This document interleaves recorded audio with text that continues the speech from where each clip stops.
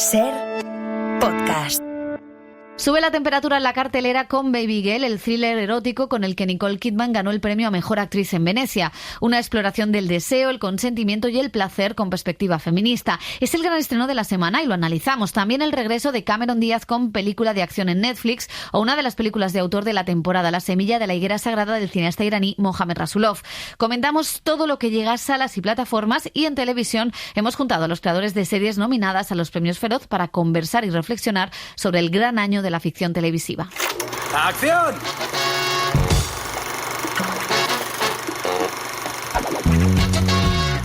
El cine en la Ser con Pepa Blanes.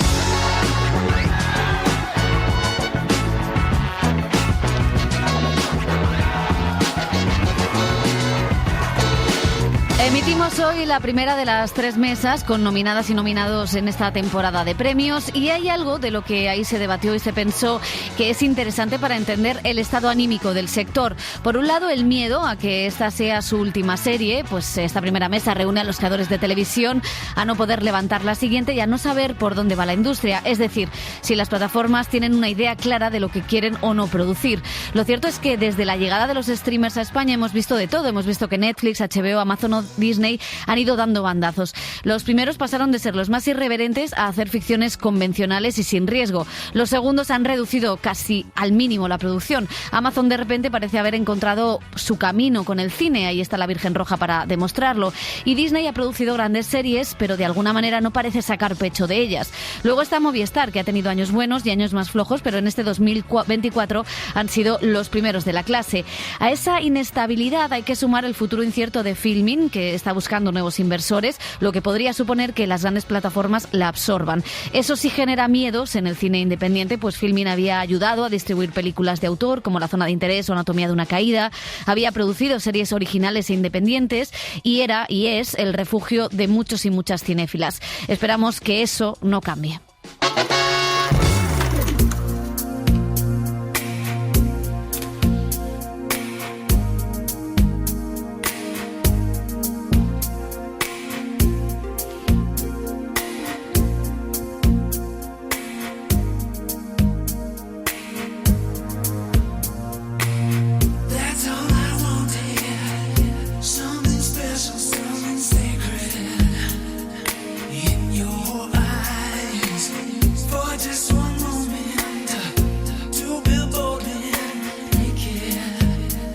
Pues seguimos una semana más. Como decíamos al principio, hoy vamos a tener al final del programa esa mesa de creadores de series. Estamos ya metidos en la temporada de premios. Los Oscar han retrasado 2 veces el anuncio de las nominaciones por los Fuegos en Los Ángeles.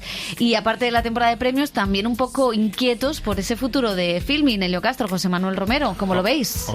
Pues en principio, buenas a todos y suerte para Filmin en el futuro.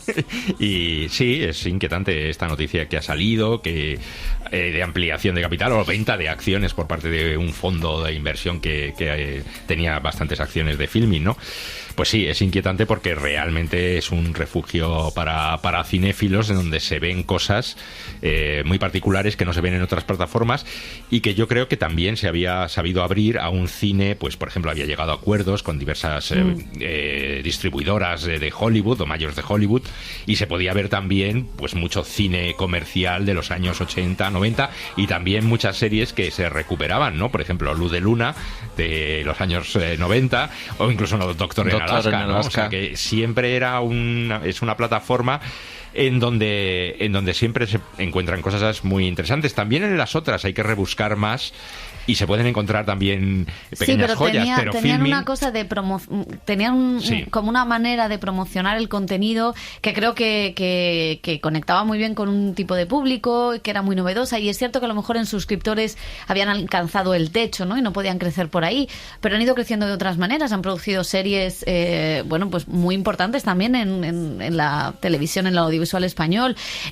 Han comprado películas en grandes festivales con la compañía de Elástica, por ejemplo, ¿no? Ahí está La Zona de Interés o Anatomía de una Caída. O recordemos que distribuyen... Y un festival. O recordemos que distribuyen dos de los documentales favoritos para el Oscar, ¿no? Dahomey y No Otherland, además del de Netanyahu, ¿no? Entonces, sí que es no solo refugio, ¿no? Sino que hay un gusto, una apuesta para que lleguen a España cierto tipo de películas que de otra manera, ya sea porque también han ampliado su distribución a salas de cine antes de llegar a la plataforma, con lo cual han ido también caminando a un modelo mixto, no solo lo del streaming, ¿no? Sino que han ido también haciendo esos acuerdos de colaboración con la distribución en cines, que es muy importante. Yo creo que todavía hay pocos datos, los que hay cuando suena algo, cuando se contrata una empresa mediadora, gente medio de ventas, ¿no? Para hacer este tipo de transacciones o que sondee cómo está el mercado. Cuando el río suena, pues agua lleva algo de que se está moviendo. Solo espero que si la venden, si la adquiere algún tipo otro tipo de plataforma, sepan valorar lo difícil que es construir una marca, y Filmin lo ha hecho. O sea, es una de las marcas más potentes del audiovisual español, porque para quien lo identifica, para quien la sigue, para quien ve sus películas, sí que tiene muy ubicado el tipo de cine que puede encontrar en su plataforma, la diversidad de contenidos de ayer y de hoy, y que es importantísimo que exista una plataforma así. Y series españolas, series británicas, series nórdicas, o sea, series noruegas, suecas, finlandesas, o sea... No, por ejemplo, ahora que empieza Unifrance, ¿no? Que es este festival que hace el cine francés para promocionar su contenido a los periodistas internacionales, pues algunas de las mejores películas que se van a ver en este festival las ha comprado Filmin y las distribuirá Filmin, o sea que es importante, y sí tiene una imagen de plataforma cinéfila que ha conectado con la gente. La Sustancia la va a estrenar Filmin, me parece Emilia Pérez también, no soy... Y sí. También bajar un poco la alarma, porque entre las posibilidades para esa ampliación de capital también está que entre otro fondo y que entre más dinero y que no tengan por qué comprarla otra plataforma. Veremos lo que pasa. Vamos a seguir medio temporada de premios, medio con estrenos, porque una de las tendencias de este año ha sido ver a las actrices de más de 50 pues plantar cara de algún modo a la industria y demostrar que hay muchos papeles que todavía tienen por hacer. Lo vimos con Demi Moore en La Sustancia, precisamente, lo veremos con Pamela Anderson, y hoy nos toca hablar de Nicole Kidman, una de esas actrices que ha hecho de todo. Por ejemplo, la vamos a ver en Baby Girl. Dicen que es una venganza a Eyes Wide Shut, la película de Kubrick que rodó con Tom Cruise cuando todavía eran pareja. En todo caso, lo que es Baby Girl es un thriller erótico post-Me Too que dirige una mujer, la danesa Halina Reich, y en el que cuenta el redescubrimiento del placer de una mujer acomodada, líder empresarial, con una familia a priori perfecta, que disfruta en un juego de sumisión sexual. A una directora ejecutiva se le pide ser colaboradora y dar apoyo. De rodillas. No. ¿Qué? ¿Esto es lo que quieres? Tengo fantasías oscuras. ¿Qué quieres decir? Va de dar y quitar poder. ¿Has buscado frases en un libro de autoayuda? Esto es lo que quiero decir. No, perdón. Te pido perdón. No. Bueno, pues Nicole Kidman, como vemos, indaga en las pulsiones del deseo, del consentimiento, del derecho al placer, junto al actor Harry Dickinson y a Antonio Banderas en el papel del marido, que no sabe muy bien cómo satisfacer a su pareja. Speaking of real, I have a follow-up question. I think one of the brilliant piece of casting was Antonio in the part of the husband that is not satisfying sexually his wife. I mean, he's known for roles that are very different, and I think it seems that at the end of the movie that problem is fixed. Yes, it is. Le preguntaba la moderadora en la rueda de prensa de Venecia que era un marido que parecía que no sabía satisfacer sexualmente a su mujer, porque ella reconoce que en todo su matrimonio no ha tenido un solo orgasmo. Y decía Banderas, haciendo un pequeñito spoiler, que parece que al final lo soluciona de alguna manera. Bueno, antes de llegar al final, es cierto que la película transita por muchos caminos. La actriz ganó la Copa Volpi en Venecia, podría estar de nuevo nominada al Oscar, y contaba allí cómo había sido crear este personaje. I mean, the thing is, I approach everything artistically, so I don't think of the minutiae. I just go, how do I give over to this particular character at this time fully. Le preguntaban si había sido difícil desnudarse. Aparece desnuda a sus casi 60 años, creo que tiene.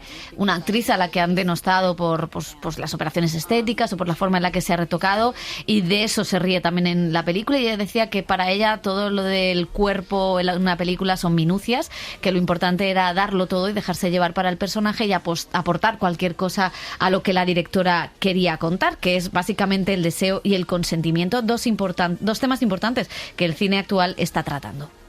I think this film is obviously, yes, it's about sex. It's about desire. It's about your inner thoughts. It's about secrets. It's about marriage. It's about truth, power, consent. Dice que es una película sobre el deseo, sobre el sexo, sobre el matrimonio, sobre los deseos más oscuros. De todo eso habla Baby Girl. Bueno, no sé qué os ha parecido. Yo siempre muy a favor de Nicole Kidman, desde hace muchísimos años. No me voy a poner nostálgico y cantar batallitas, pero bueno. ¿La has entrevistado a Nicole? Perdona. A ver, viene. Cuenta batallitas, que es lo que queremos. Le hice casi la primera entrevista que Nicole Kidman en España cuando vino a presentar Calma Total, cuando no la conocía absolutamente nadie, y me dijo entonces, le pregunté, ¿y qué vas a hacer ahora? Y dice, pues me voy a rodar a Estados Unidos una película que se titula Días de Trueno con Tom Cruise. Y ahí cambió el curso de la historia. El curso de la historia cinematográfica. Y vinieron truenos, sí. Sí, no, hombre.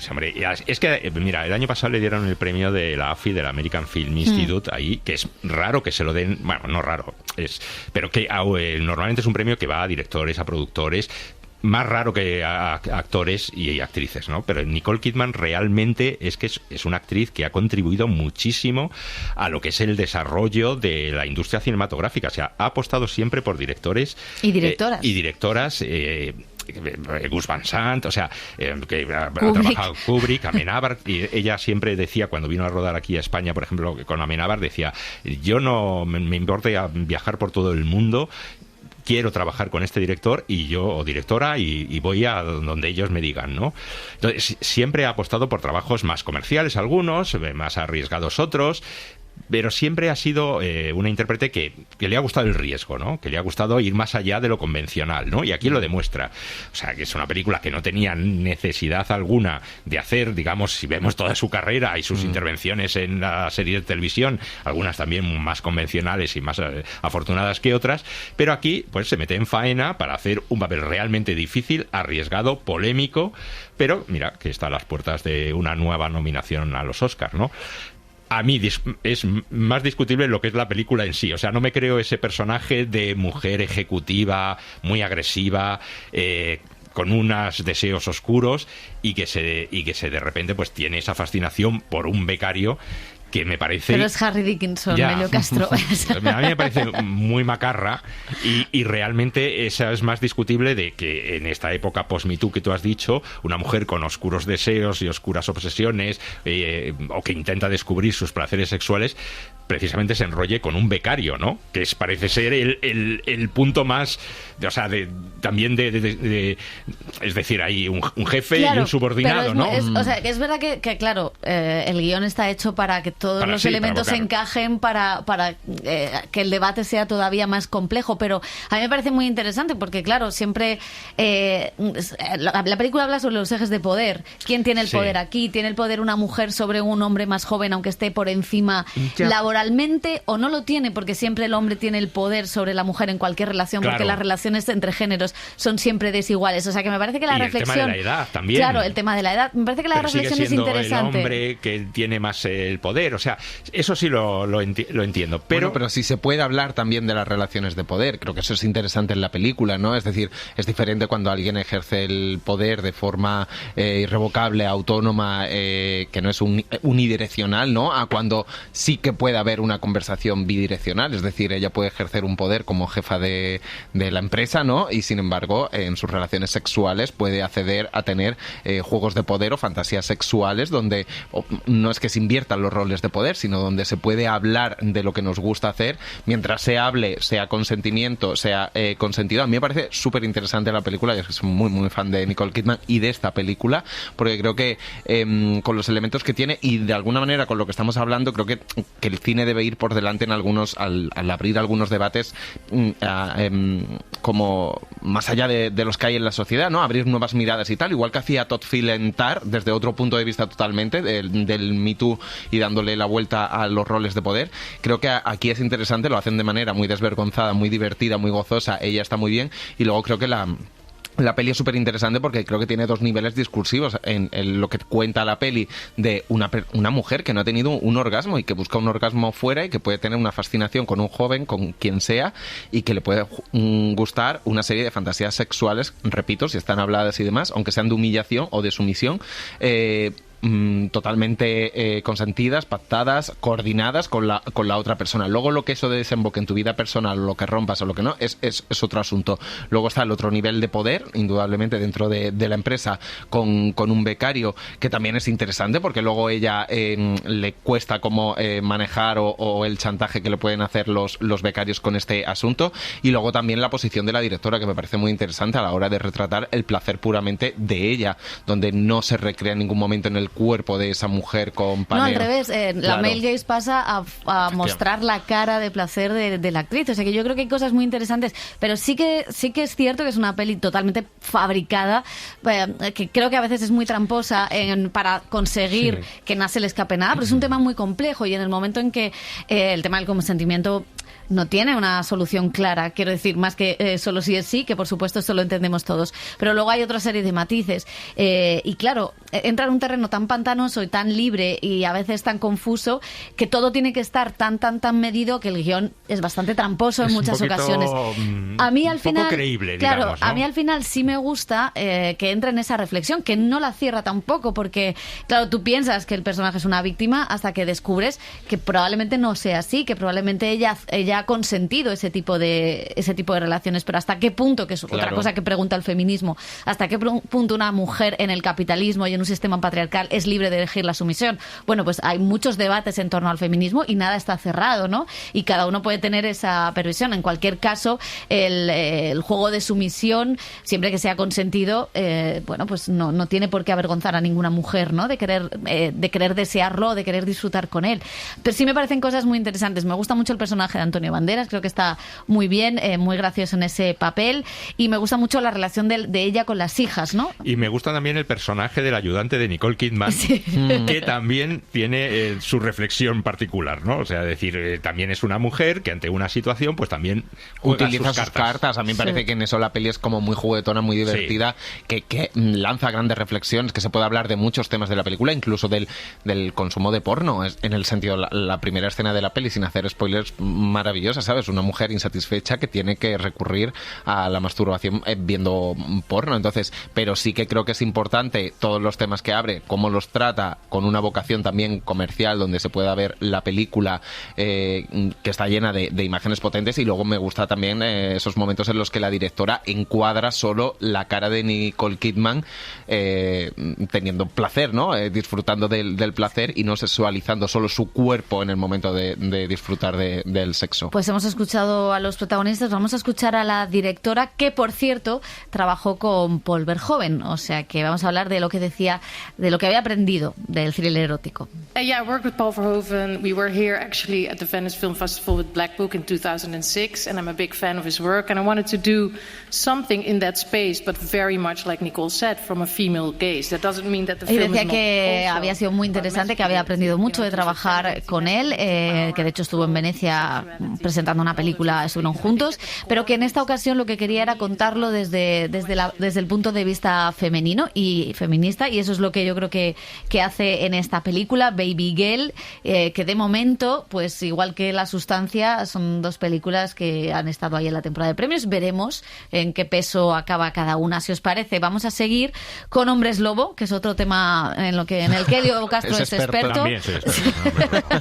Sobre todo las noches de luna llena. Exactamente, de Nicole Kidman decir que tiene visión empresarial, porque le aconsejó a José Luis Cuerda dónde comprar viñedos. Efectivamente. O sea, ¿no? Que ahí lo tiene todo, y Nicole. Aprovechó ese momento también para divorciarse de Tom Cruise. Dijo, es que, ¿cómo no vamos a ser fan? Bueno, Leigh Whannell dirige esta película Hombre Lobo, que produce Blumhouse, donde indaga en el mito del terror a través de un padre de familia en plena crisis matrimonial, donde una familia sufre el ataque de un animal en plena noche y eso cambia el comportamiento de este pater familias. Christopher Abbott y Julia Garner son los protagonistas. Vale, ¿vive en un bosque? A veces. ¿Puede volar? No. ¿Camina sobre 4 patas? Sí. ¿Un oso? No. ¿Un ciervo? No, un cervatillo. ¿Un cervatillo? Eso es una cría de ciervo. ¡Qué tramposa eres! Y volviendo a actrices que reaparecen, pues una de las que fue la reina de la comedia a finales de los 90 y principios de los 2000, cuando se estrenaba Algo pasa con Mary, que también conquistó al público indie con películas como Cómo ser John Malkovich. También hizo comedia de acción y ahora vuelve precisamente a este género con De vuelta a la acción. Es una película de espías y humor que estrena Netflix y donde cuenta la historia de una pareja que renunció a la CIA para formar una familia, pero la tranquilidad se ve rota cuando descubren su pasado. Ya sabes que adoro nuestra vida. ¿Pero? Esta noche he hecho un clic. Por primera vez. Bueno, pues muy brevemente, José Manuel Díaz. Romero, ¿qué tal el regreso de pues Cameron? Bueno, es bastante meta lo de vuelta a la acción, porque realmente vuelve a la acción, a las pelis de acción. Ella que se retiró en 2014, 2015, bueno, se retiró, dijo que no iba a actuar más, ha tenido o ha comprado 2 niños junto a su pareja y ahora es, justamente la película tiene eso de meta, porque son 2 agentes, ¿no? 2 espías que después de una misión están enamorados y deciden retirarse un tiempo, ¿no? De las misiones oscuras de los servicios secretos porque quieren criar a su familia, pero como siempre hay algo turbio con rusos o oligarcas peligrosos y el MI6 que vuelve a tu vida, entonces tienes que volver a la acción. Simplemente tiene eso la película, es bastante formulaica, va para saga porque termina de una forma con la que da a entender que habrá una segunda película. Hay un papel secundario fantástico de Glenn Close haciendo de madre espía británica con retranca y flema británica, fantástico, y se deja ver bastante bien. Yo creo que va a funcionar en Netflix, sin más, Bueno, ahora que has mencionado a Glenn Close, primero, paréntesis, que me ha sorprendido para bien, que dice que siempre la confunden con Meryl Streep, salvo en los premios. Salvo en el momento de la ceremonia, que siempre lo gana Meryl Streep. Aquí está divertidísima. ¿Y de Cameron Díaz algo que señala? No, es que también tiene su pasado con Tom Cruise, con 2 películas, Vanilla Sky, hacía también un de par Penélope Cruz, y con Sofía Coppola, o sea, que hay, no sé Nicole Kidman ni Sofía Coppola, bueno, de Sofía Coppola sí sabemos lo que piensa de Cameron Díaz porque lo contó en Lost in Translation. Sí, oye, y luego al final también trabajó con Tom Cruise en esta delirio de película que se rodó en España, que llevaba los Sanfermines a Cádiz. Misión Imposible. No era Misión Imposible, era otra de acción, pero vamos. Otra cosa rara. Bueno, pues vamos con más divas, porque se estrena en plataformas también Unstoppable. Es la película de Amazon Prime Video que cuenta la historia real del luchador Anthony Robles, deportista que nació sin la pierna derecha y que acabó siendo campeón mundial. Es el debut de William Goldenberg, montador de películas como Argo, La noche más oscura, y está protagonizado por Jarrell Jerome junto a Bobby Cannavale, Michelle Peña y Jennifer López. The champ is here! Celebration dinner for Anthony! The mom told me about that Drexel scholarship. Yeah, well, I'm gonna keep my options open. When you could go to school for free? Hey, you heard what your son said? He's gonna keep his options open. Every big college. Bueno, pues es curioso esta tendencia de reivindicar a las personalidades latinas a las que en su momento pues no se les dedicó el espacio ni en los medios, ni en el cine, ni en la sociedad, y que es una labor encomiable de Jennifer López, que no está nada creíble como madre de familia de barrio, o sea, las cosas como son, porque cuando aseguras tu cuerpo en una aseguradora pues es difícil que puedas vivir en un barrio, no lo sé. Bueno, en fin, estos son confesiones a medianoche. Ya tiene bastantes follones. Exactamente. J-Lo ya tiene bastantes cosas, así que vamos con la siguiente película que ganó el premio especial del jurado en Cannes, La semilla de la higuera sagrada, y que es una de las posibles nominadas al Oscar internacional. El iraní Mohamed Rasulov sacó la película a escondidas de su país, consiguió huir al exilio tras una condena del régimen, estuvo días desaparecido y apareció en el Festival de Cannes, que acogió este thriller que cuenta la tensión en una familia cuyas hijas deciden participar en las revoluciones feministas en el país en 2022. Un retrato vibrante y político de la juventud iraní. ¿Y cómo estás tan segura de ello? Vivo en este país, ¿no es cierto? Tengo ojos para ver. ¿Estás segura? Porque el enemigo podría estar persuadiéndote. ¿Qué enemigo, papá? He visto a la policía pegar y detener a mis amigos. Resvan, escucha. Sé que hay mucho que mejorar, pero ¿no os dais cuenta de que el mundo está en nuestra contra y odian nuestra forma de vida? Todo esto es un complot, ¿no lo ves? ¿Qué complot, papá? Pues con el director hablamos en Cannes, donde defendía que los festivales son altavoces contra la censura de los regímenes como el régimen iraní, alababa la valentía de las mujeres en su país y nos contaba también cómo había sido esa odisea de salir a escondidas por la carretera.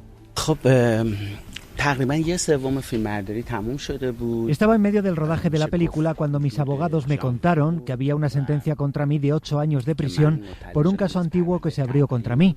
Me preocupó mucho porque pensé que no sería capaz de acabar el rodaje. Me centré en ello, en seguir adelante.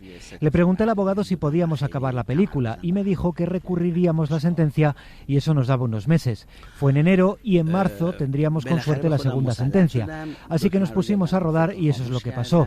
Nada más terminamos, sacamos todo el material fuera de Irán, donde mis colaboradores, mi montador vive. Le dije, no importa lo que me pase, la película ahora está en tus manos, termínala siguiendo el guión y asegúrate de que está a salvo. Unas horas después de eso me llegó la sentencia y tuve apenas ese tiempo para decidir si volver a la cárcel de nuevo o dejar el país. Pensé que si iba a la cárcel me iba a convertir en un prisionero político más y entraba en cierta pasividad. Tengo más historias que contar y quiero usar la narrativa y el arte para contar cosas y para eso tengo que estar fuera de prisión. Así que en 2 horas volví a casa, cerré las ventanas, me despedí de mis plantas, dejé mis aparatos electrónicos, pedí dinero en efectivo a un amigo y me fui a un lugar seguro.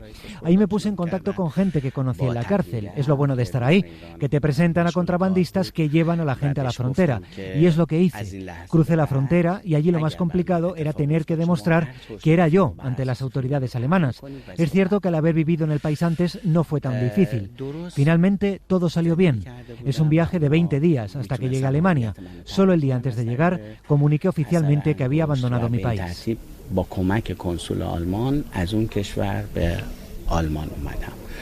و یه روز بعد از اینکه رسیدم به آلمان اعلام کردم که من از ایران خارج شدم. این سفر تقریبا 28 روز طول کشید.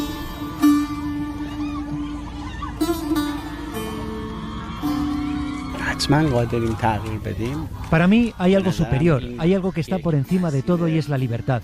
Mi pasión es el cine, crear películas, pero si tengo que renunciar a esto por la libertad lo haría, porque sin libertad no habría esa pasión y no podría hacer películas.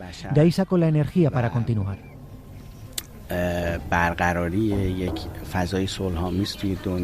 Podríamos haber salido e ir a comer a una pizzería. ¿Qué pasa? ¿Es que no puedes aguantar ni un día sin salir de casa? ¿No ves el caos que hay fuera? ¿Pero de qué caos hablas si la gente sigue con sus vidas? ¿Pero de qué vais? ¿Os creéis que sabéis más que vuestros padres? ¿Incendiar cosas y romper cristales es seguir con sus vidas? Bueno, digo yo que alguna cosa tendrán que hacer si no les están dejando protestar.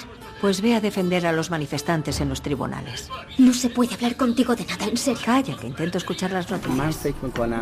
Han pasado años y las figuras más inspiradoras sobre la libertad y la democracia son las mujeres de Irán. Hay muchas, como la Premio Nobel de la Paz, que está en prisión ahora mismo. Muchas de ellas están en prisión y algunas las conozco. Hay mujeres importantes y conocidas y otras anónimas que continúan luchando y que son toda una inspiración para nosotros. Por ejemplo, la actriz protagonista de esta película ha hecho una interpretación increíble y es una gran activista. También las actrices jóvenes de la película. Cuando me preguntan de dónde saco la energía para luchar, digo que de las mujeres. ¿De verdad la han matado por no llevar el hijab? Para nada, estaba enferma. Tuvo un infarto. ¿Y cómo lo sabes? Lo han dicho en la tele. ¿Y acaso la tele siempre tiene razón? No eres tú la que siempre la tiene. Hemos hecho esta película en circunstancias muy complicadas, pero aún así la hemos hecho. Irán tiene muchísimos directores talentosos que pueden luchar contra la censura y encontrar su propia voz, más allá de las restricciones. Eso es un mensaje de esperanza para ellos, que vean que aunque sus películas no se puedan exhibir en Irán, pueden viajar, pueden verse. Lo que espero es que nada le pase a mi equipo, que los servicios secretos no los persigan. Ahora mismo son ellas las que están en peligro. ¿Por qué el régimen iraní está tan preocupado de que la gente cuente historias, de que hagan películas?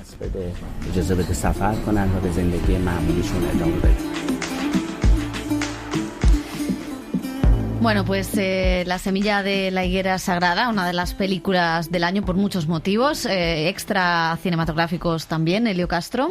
Pues sí, no, la verdad es que siempre estas películas que salen de Irán a escondidas, o el director que está en prisión, o ruedan un taxi, en fin, son siempre una sorpresa, y encuentran en los festivales, sobre todo en los festivales de Cannes o Venecia, pues ese sitio, ese lugar para que se abran y tengan una posible distribución internacional.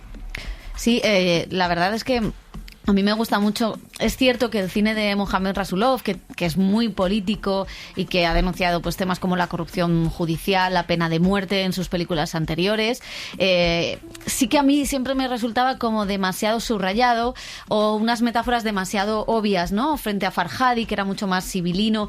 Claro, Farhadi ha pasado la censura, ¿no? Era más, quiero decir, es obvio que su guión y su forma de contar las cosas tenía que ser un poco más sutil. Y Rasulov siempre ha ido como mucho más de frente, mucho más directo, y eso a veces sobre todo pues, dejaba un poco de, bueno, es demasiado obvio, ¿no? Y fíjate que a mí el cine obvio no me importa, me gusta Ken Loach, con lo cual asumo que la obviedad muchas veces es una manera digna y potente de contar historias políticas o historias importantes, y esta sí que me falla la cuestión de la metáfora, que me parece excesivamente obvia, pero todo lo que es lo demás, todo el cómo están integradas esas protestas con los vídeos en vertical, cómo está contado el asesinato de una mujer en esas protestas, y cómo está hecho el destrozo de una familia donde el poder patriarcal del padre lo es todo, y cómo las hijas jóvenes van convenciendo a la madre, una mujer mayor y educada con otros valores, de cambiar todo eso, pues me parece muy interesante, sobre todo en un momento en que la propia sociedad iba cambiando de esa manera, ¿no? Eran las mujeres jóvenes las que salen a la calle, convencen a las mayores y arrinconan a ese poder político que está pues controlado por los hombres, con lo cual me parece extraordinario, potente, vibrante. Yo me tenía que salir y no me quise salir, me quedé en un rinconcito para salir corriendo en los títulos de crédito finales, y luego pues toda la historia de él saliendo con la película bajo el brazo, montando la distancia, sin saber dónde estaba, llegando a Alemania, consiguiendo el visado para Cannes. Eso solo lo consigue Thierry Fremont y el Festival de Cannes, ¿no? Y no deja de ser también muy significativo de cuando el cine o los festivales, asociados a un glamour a veces demasiado banal, pues tienen este tipo de conductas y de apoyos, ¿no? Sí, bueno, se ha visto el cine de Abbas Kiarostami, realmente se hizo... se conoció internacionalmente gracias al Festival de Cannes y Festival de Venecia. Decías Farhadi, las películas por las que ganó el Oscar, hechas en Irán, que eran muy críticas sobre el sistema, ¿no? Sí, pero el régimen iraní no se enteró, es un poco como nuestra censura. Sí, o lo permitió hasta cierto punto, le convenía dar esa imagen un poco de apertura, o sea, también eso hay que verlo.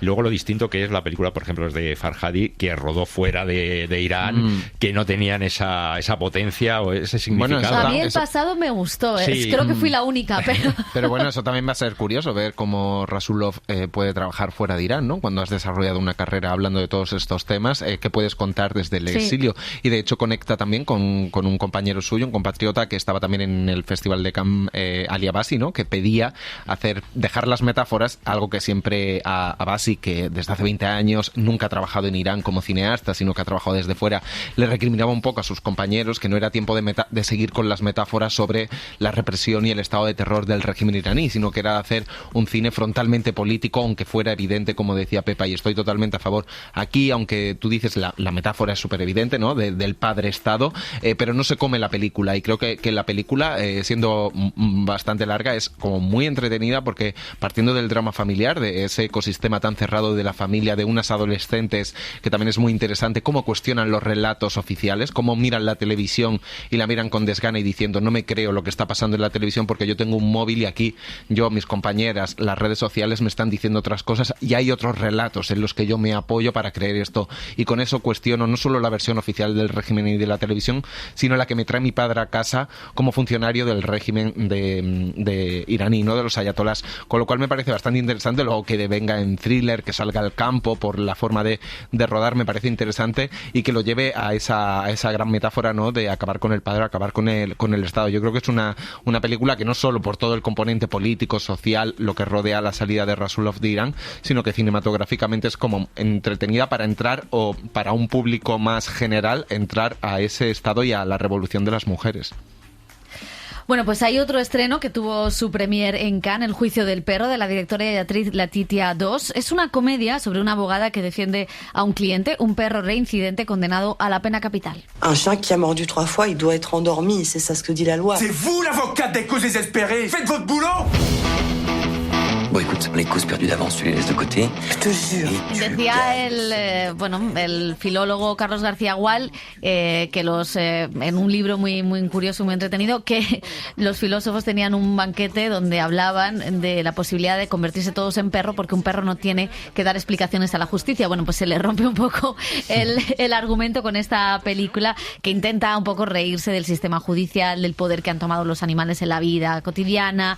Es un poco curioso, ¿no? Porque es como una anatomía de una caída en plan comedia. Hubiera estado bien que llevaran al perro de anatomía de una caída. Es la protagonista. Claro, y resolver el misterio. Es la actriz de La batalla de Solferino, de la primera película de Justin Triet, o sea que se cierra un poco el círculo. Vamos. Sí, no, que quería contar una cosita para que veas que los a tu perros... perro lo han detenido. No, que los perros también forman parte del sistema judicial. Me contaba un abogado que había ido a un juicio porque había muerto una persona que tenía un perro, los herederos no querían el perro. El ayuntamiento tampoco se hacía responsable del perro, y entonces eso, había ido a juicio para ver quién se hacía cargo de ese perro que se había quedado huérfano. Pues Letitia Dos. Juicio español, o sea que se puede hacer una película perfectamente. Exactamente, ideas para los directores. Vamos con cine español, se estrena Norbert. Es una película de animación que dirige José Corral Llorente sobre un espía incompetente en un país burocratizado y aburrido que tiene la misión de salvar al vecino país de ser conquistado. Últimas noticias. Crisis. La industria y el transporte corren el peligro de quedar tan paralizados como la construcción. Más vale que bajo el brazo traiga la solución. Colorlandia. Es el país. Y cerramos con cine italiano. Gloria es un atípico musical que transcurre en un convento. Estamos en 1800, donde unas niñas sin hogar viven junto a las monjas. Una de las criadas silenciosas resulta que posee un talento espléndido para cantar. Margarita Vicario dirige esta historia que compitió en la pasada Berlinale. È un segno del destino. Faremo un nostro concerto. Cosa sorridete. Y como estamos en plena temporada de premios, vuelven nuestras mesas, nuestras conversaciones con artistas sobre el estado de la industria y el oficio. Este año lo hemos ampliado a las series de televisión con un encuentro de creadores antes de Los Feroz que se entregan la próxima semana. A continuación vais a poder escuchar un resumen de lo mejor de esta mesa, pero recordad que está completa y disponible a la carta en Ser Podcast, en YouTube y en todas las plataformas. El cine en la Ser con Pepa Blanes.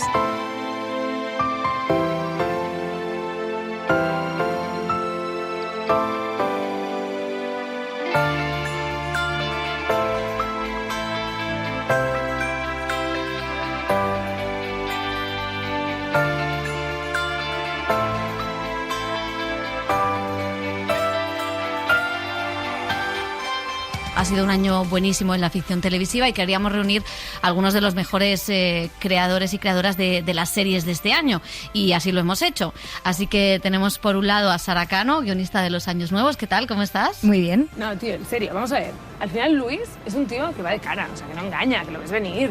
¿Estás de su parte? Que no estoy de parte de nadie, yo. Sí, No, sí. esto no son equipos, no estoy en parte de nadie. Además, también te digo que eres un poco rígida. Hombre, bastante. Un poco rígida.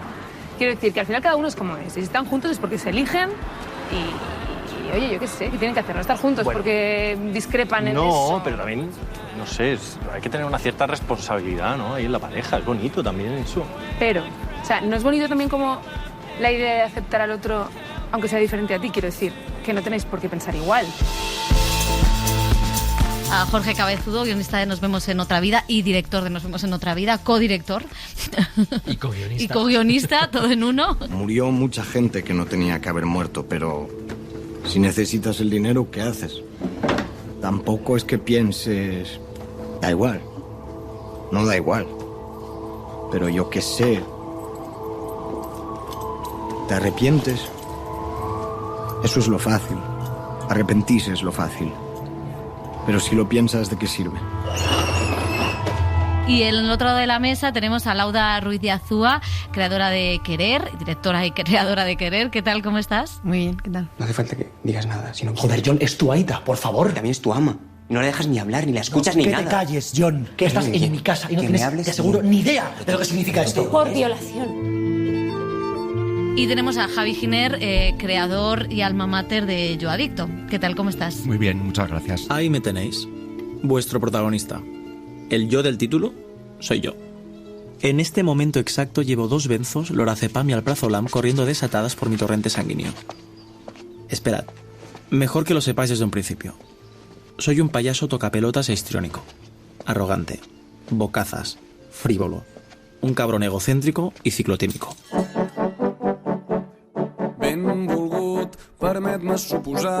Bueno, pues lo primero, daros las gracias por haber venido al Cine en la SER a hablar de estas series que nos han acompañado durante todo el año y que nos acompañarán, porque lo bueno que tiene la ficción y sobre todo la ficción televisiva es que dura, que se puede volver a ver, que están en las plataformas, con lo cual invitamos también a todos los oyentes a que redescubran y vuelvan a ver todas las series de las que vamos a hablar aquí. A mí me gustaría empezar preguntándoos por, bueno, pues cómo son las temporadas de premios, cómo lo estáis llevando. Algunos habéis hecho cine, ya sabéis lo que es pasar por las alfombras rojas, por la rueda de las entrevistas, otros sois más primerizos, pero ¿cómo lleváis todo esto de la promoción, todo esto de llegar a los premios? ¿Es diferente en una serie? A Lauda, tú que ya has estado en este formato. En este formato. Claro, yo realmente es mi segunda experiencia en cuanto a ese mundo de premio, de alfombra roja, de promoción. Y yo el año de 5 lobitos lo viví, la verdad, como muy abrumada y no lo disfruté mucho. Y me sentía un poco una montaña rusa, ¿no? Cuando te cierran el anclaje y tú vas y vas, pero ves como querrías gritar y no puedes gritar y tal. Y este año sí me he propuesto como disfrutarlo más. Es distinto, ¿no? Porque es hay cosas que son distintas, pero es la segunda vez que haces algo. También creo que he encontrado como más mi sitio o mi voz a la hora de poder estar en esos sitios y estoy como más a gusto con eso, ¿no? Entonces lo estoy disfrutando más. Como más de ver a los compañeros, de hablar con de los trabajos, ¿no? De recibir el cariño por el trabajo también, ¿no?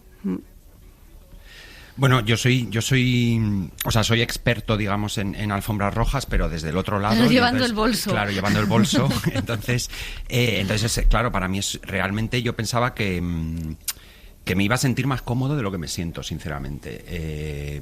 Pensaba que el haber estado expuesto por haber sido jefe de prensa a todo eso me iba de alguna manera a preparar pero es que es muy distinto, o sea, realmente lo estoy viviendo como un debutante absoluto, o sea, como si no tal, y es verdad, me siento muy identificado con lo que dice Lauda, de que o sea, me recuerdo continuamente el intentar disfrutar de las cosas, ¿no? O sea, el intentar, no quiero entrar en una neurosis de quién gana qué, cómo lo gana, o sea, me parece que y es una frase hecha, pero lo digo de corazón. Creo que ya el hecho de estar en esta mesa acompañado de esta gente, el tener nominaciones, el ser invitado a participar de esas ceremonias con mi primera serie, de alguna manera ya es un premio en sí mismo, ¿no? Entonces es verdad que hago el esfuerzo activo de recordarme que realmente es una celebración, ¿sabes lo que te quiero decir? O sea, no es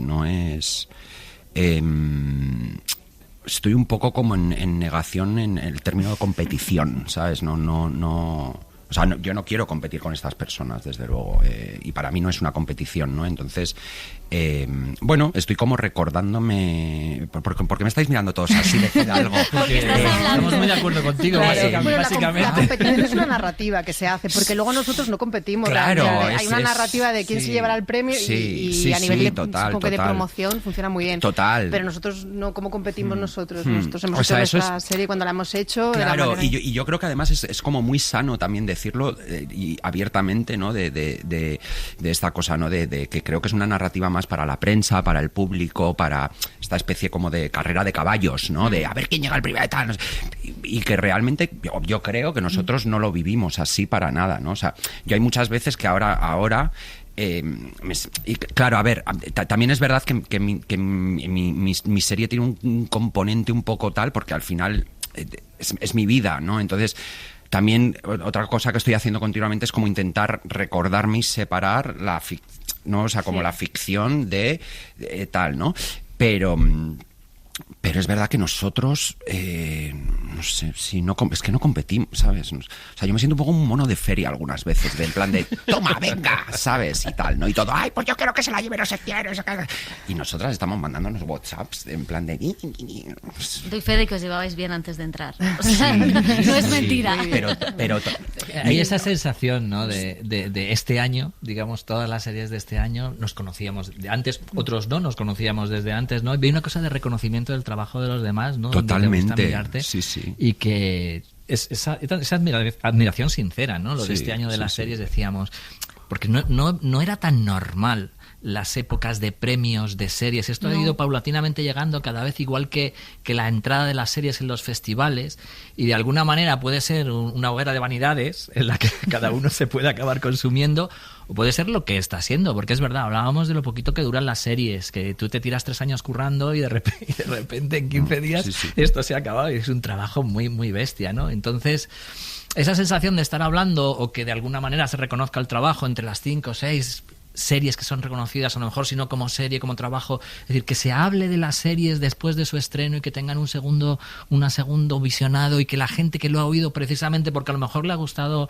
la de Javi o la de Lauda, y de repente relacionan tu serie, pues si dicen que esta está bien, esta a lo mejor también está bien, y de repente acaban entrando en tu serie como el resto de las series tiran de las demás, también es interesante, ¿no? Porque no sé, necesitamos también eso, necesitamos que no sea tan efímero, tan rápido. Y hay una cosa que es verdad que es un poco desgaste, si quieres, de decir, lo decías tú, de ir a todos los sitios y tal, pero bueno, es verdad que al final es como, ¿no? La promoción del 24, pues la promoción de las series que salieron en el 24, pues nos conocemos, vamos a las mismas tertulias, total. A los mismos premios, al final hay un poco también reunión de amigos que es muy, muy interesante, y las sinergias también que se producen de lo que me cuenta, de lo que yo le cuento, de lo que nos vamos contando, y eso es importante, ¿no? Al final eso hace tejido también creativo. Sí. Total. Pues yo es que estoy totalmente de acuerdo. A mí me ha pasado un poco como a Laura, además en nuestro caso ha sido muy inesperado, teníamos mucha menos experiencia, y a pesar de que estábamos currando con Rui, que dices, bueno, seguramente iba a tener resonancia la serie, pues no, o sea, de verdad que no nos lo esperábamos. Entonces, ese componente inesperado ha sido muy abrumador. Y luego que la temporada es un poco como Navidad. O sea, es muy intensa. Estás deseando que acabe, pero a la vez la estás Pero a la vez disfrutando. no, porque yo recuerdo cuando se estrenó la serie el 28 de noviembre, yo tenía un poco la sensación de duelo, de, bueno, ya está, se ha acabado todo. Entonces, fíjate, justo todos los eventos que ha habido desde el 28 han sido un poco mantener la llamita viva de todo ese trabajo, todas las vivencias que hemos tenido. Creo que la vivencia a partir del 28 ha sido como más... hubo el inicio, que es muy emocionante, luego hay una caída porque ya estás un poco cansado, y luego hay otra vez, recuperas un poco la ilusión porque dices, oye, que esto se acaba, que la serie parece que se muere el día que la estrenas, y no se muere gracias a todo esto. Eso creo que lo preguntábamos el año pasado en una de las mesas, ¿no? De, bueno, pasan 10 años y pues siempre está el friki de, ¿os acordáis qué peli ganó los Oscar, qué serie ganó los Feroz? Pero sí que es cierto que cuando revisas las películas de aquel año, pues si ves de alguna manera cómo era la sociedad de aquel año, de aquel momento. Hay otras cosas que desgraciadamente perduran y no cambian de vigencia. Hay otras películas que cierran heridas.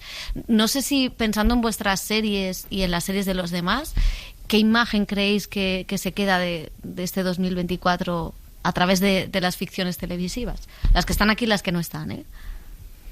Bueno, yo creo que ha sido un año valiente, ¿no? Hay un componente muy personal, que siempre hablamos del algoritmo, y creo que las series que están hoy sobre la mesa y otras que no están, pero que son igual de atrevidas y valientes, tienen algo muy personal, aunque sean adaptaciones o sean un encargo. Yo creo que hay mucha valentía, que se salen un poco de lo habitual y en la que nos hemos volcado mucho, yo creo, mucha honestidad. A mí me parece un año, o sea, independientemente de la calidad, o sea, me parece un año muy mágico.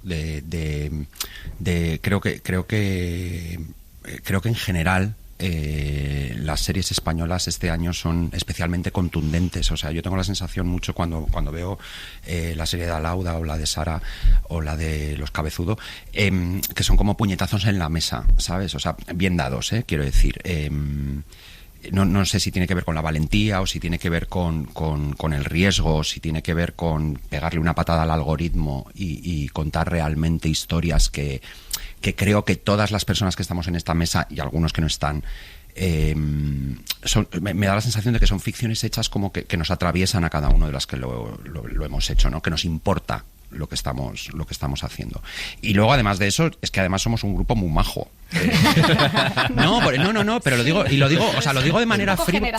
Sí, lo digo de manera frívola, pero lo digo verdaderamente en serio, ¿no? Y eso tú y yo lo hemos compartido, ¿no? De qué guay, digamos, hacer esta temporada de premios nosotros, ¿no? O sea, acompañados con, a ver, algunas veces te toca cierta gente que tú dices no, pero que en este caso además somos un grupo majísimo de gente, ¿no?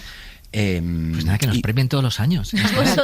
Claro, total, aunque no tengamos serie, que nos nominen. Por majas. El comodín. Claro. No, pero que es verdad, y creo que esas dos cosas a la vez que se den es muy mágico. No es lo habitual, no es... Yo te estaba escuchando lo de lo personal y pensaba que también hay una cosa, como siendo series distintas, a mí hay una cosa que me gusta mucho, es la sensación de que todas tienen una mirada sobre dependiendo de lo que traten, ya pueda ser el amor, el atentado, la adicción, como que no han tenido, y en el caso de Querer, yo lo digo porque conscientemente fuimos ahí también, como que no han tenido miedo de mirar un mundo y decir, bueno, es que el mundo puede ser muy incómodo, es que el mundo es complejo y es contradictorio y puede ser muy incómodo, ¿no? Y a mí esa sensación de incomodidad me ha gustado mucho verla de distintas maneras en las miradas que al final que hay en las series este año. Y creo que ahí hay parte del riesgo en incomodar un poco al espectador, en no dejarle un sitio muy, muy seguro, muy complaciente, ¿no? Sí, y retarle, o sea, creo que todas las series de alguna manera, es verdad, ahora que estás haciendo tú esta reflexión, Alauda, que creo que no son series que dan por hecho que el espectador es bobo, ¿sabes? O sea, sino que creo que todos hemos hecho series retadoras. Claro, retadoras, y en el sentido de tomar al espectador como una persona inteligente que tiene criterio. Interpelarle directamente. Claro, totalmente, ¿no? Ser muy inmersivas también, decíamos, ¿no? Sí, en ese sentido yo creo que este año hay un salto en los temas, en la forma de abordarlos, no diría el naturalismo, que también, pero en la autenticidad, que parecía que no, como que las series no iban a llegar nunca ahí, que era un terreno que iba a estar dedicado solamente al cine porque el espectador de series iba a querer otro tipo de producto, y yo creo que ha sido además como muy a la vez, ¿no? Sí, muchas series a la vez, hay un salto en el que las series se han tomado muy en serio, en el mejor sentido de la palabra, no en el sentido de sentirse importantes, pero decir, ¿por qué no? En una serie, una ficción que al final es un formato narrativo, no hay que olvidarlo, que al final el descubrimiento de los que nos empezaron a gustar mucho las series que veníamos desde el guión es porque precisamente la serie te permitía un desarrollo de personajes más parecido a una novela, lo cual lo podía hacer más interesante y más profundo de alguna manera, ¿no? Que solamente el relato seriado que lleva al único entretenimiento. Ninguna de nuestras series, ninguna de las series es aburrida para nada, pero sí es verdad que creo que explora el formato de la narración de series en un punto, por lo menos en este país, que, no sé, me parece un salto, realmente, ¿no? Que puede hablar de madurez, un poco de, ¿no? De un momento de madurez de la industria o de las series. Déjame que decida que la vida fue el único error. Déjame a mi suerte. Me sorprendió muchísimo la identificación. La gente se ha sentido súper identificada con la serie. Bueno, lo de compartir pantallazos. La gente es súper generosa, además. Es muy generosa. Me sorprende el público y me encanta esa generosidad de compartir y decirnos, es que esto me ha pasado a mí, esta es mi vida. Eso nos lo han dicho muchísimo. Eso me ha sorprendido muchísimo. Y luego, como creador, creo que hay una cosa que debo reconocer, que mola mucho cuando la gente se emociona. Nosotros, o sea, es un poco, hemos hecho estreno en el cine y entonces claro, podíamos verlos. Entonces yo miraba a la gente y estabas como pendiente si se emocionan, cómo lo viven, cómo se respira una sala de cine, ¿no? Y bueno, eso ha sido increíble. O sea, ver a la gente emocionarse, llorar. Es que probablemente todos hemos recibido como mensajes muy íntimos, ¿no? Sí. O sea, Sí, ¿no? sí. Creo que hay algo como o sea, la sensación que yo tengo, que mucho del público ese del que estamos hablando ha recibido estas historias, las ha recibido una especie como un regalo, ¿no? Y yo tengo la sensación que muchos de los mensajes, o por lo menos ¿no? van más allá de me ha gustado tu serie, no me ha gustado, no sé qué, sino que hablan desde un sitio como que te están devolviendo un regalo, ¿sabes? Y eso es que te lo juro que estoy tengo todo esto de gallina, ¿eh? Por eso decía yo antes lo de como que yo siento como que hemos quitado soledades, ¿no? Como que quitas soledad, bueno, igual alguien lleva una mochila de algo, o le ha pasado algo y de repente se siente menos solo, y eso es muy bonito. Y por la calle me han parado gente y me ha dicho literalmente eso, me ha dicho gracias porque me has hecho sentir menos solo. O sea, ¿qué haces cuando una persona te dice eso? O sea, es abrumador. Claro, tiene que ver con el público, yo creo que todas tienen que ver con eso. Es porque están construidas sobre la emoción. Sí. O sea, lo que liga el espectador a una serie, hay series más o menos entretenidas, más o menos explicativas, más o menos... pero están muy... El golpe en la mesa es un golpe emocional. Sí, total. O sea, es un golpe que interpela directamente al espectador y le hace posicionarse. Es decir, una vez que te agarra emocionalmente la serie, me pasa en todas las nuestras. Total, sí, o sea, sí, de repente te engancha emocionalmente, te coloca en un lugar muy especial y te obliga a posicionarte. Eso es muy heavy. Anejada en venenos, habrá que nada espero. Yo siempre tengo una duda, si en la carta a los reyes o a los lencheros de los productores no está una cara muy conocida, aunque no lo confieses. Claro, seguro. A mí nunca se me... Porque sí que existe esta idea, que yo no sé realmente hasta qué punto es verdad, que si hay un nombre muy conocido, pues bueno, sí, hay una parte de verdad, es verdad que supongo que a nivel de promoción trae otras cosas. Es verdad que el proceso de querer fue un casting, yo le diría un casting como muy desprejuiciado, o sea, muy, muy fuera de prejuicios, porque vimos todo tipo en ese sentido de nombres, de caras conocidas, no conocidas, y se fue como, yo creo, como imponiendo de una manera muy, muy natural y muy hermosa lo que ellos traían a la mesa, ¿no? Y no solo en el casting de Nagore, que fue increíble, ¿no? Descubrirla haciendo esa primera prueba y todas las puertas que me abrió a mí sobre el personaje de Miren Torres, ¿no? Por esa contención que ella traía, sino, por ejemplo, en el caso de Miguel Bernardo y Iván Pellicer, que no venían de hacer, digamos, una ficción tan adulta o tan íntima y de repente lo que traían a la mesa era súper interesante, ¿no? Y ya lo vimos en las pruebas, ¿no? Y no hubo nunca como ese prejuicio de decir, no, como ha hecho igual determinada cosa, no va a entrar en esto, tal. Yo creo que aquí las historias han pasado por encima de eso, porque se ha llegado a entender que era más importante que la historia llegara a venderla de una determinada manera. Eso pasa con algunos proyectos, yo creo que con los que están encima de la mesa era más importante que fueran los actores adecuados. En nuestro caso ya era no, o sea, tenía que ser así, es decir, porque la lógica de cómo se planteó el casting era que el protagonista tenía que ser no profesional.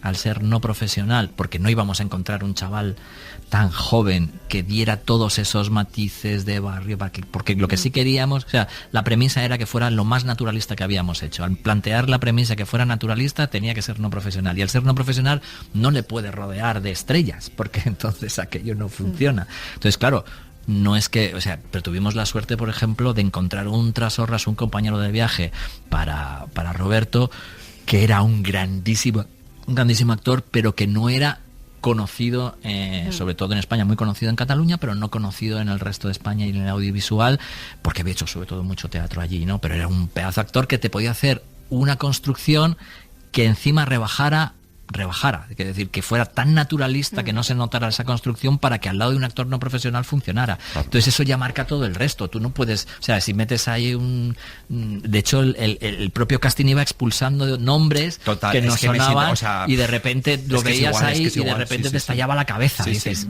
eso no va a funcionar. Es lo que has dicho, la propia historia, la naturalidad te exige un casting, y entonces es verdad que había caras que no era factible que estuvieran en el proyecto, siendo también muy buenos actores, muy buenas actrices, pero él tenía muy claro que iba a estar desde el principio, no hubo casting, y en cambio sí que hubo casting para Francesco. Y bueno, pasó un poco también con los secundarios, ¿no? O sea, era buscar el actor, la actriz perfecta sin que fuera una cara súper conocida, porque le iba a restar a la historia esa naturalidad si de repente aparecía alguien que se iba a comer, ¿no? Pero yo creo que un poco lo compartimos todo.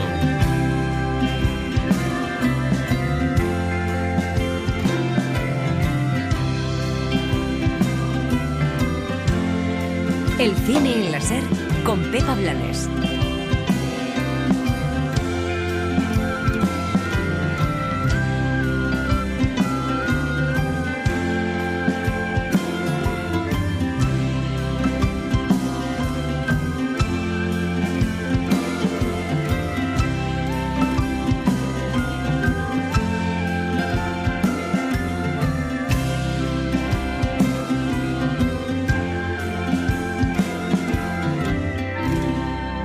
Suscríbete al Cine en la SER. Escúchanos en directo en la SER los sábados a las 7:30 de la mañana y los domingos a las 3 de la madrugada. Cadena SER. La radio.